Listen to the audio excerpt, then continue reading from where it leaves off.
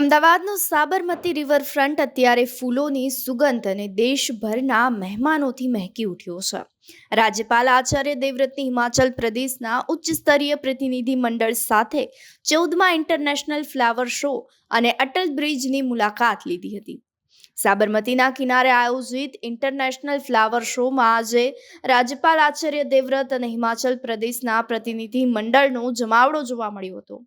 મહેમાનોએ Guinness book of world રેકોર્ડમાં સ્થાન પામેલા લોખંડી પુરુષ સરદાર વલ્લભભાઈ પટેલના ફ્લોરલ પ્રોટેક્ટની મુલાકાત કરી હતી.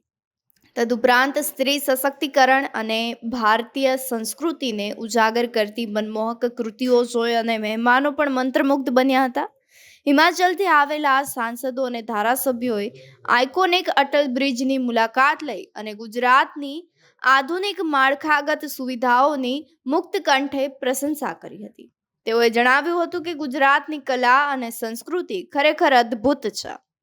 રિવરફ્રન્ટ પ્રોજેક્ટ આધુનિક ઇન્ફ્રાસ્ટ્રક્ચરનું એક શ્રેષ્ઠ ઉદાહરણ પણ છે. રાજ્યપાલની ઉપસ્થિતિમાં આ મુલાકાત હિમાચલ પ્રદેશના પ્રતિનિધિ મંડળ માટે જીવનભરનું સંભારણું બની રહી છે.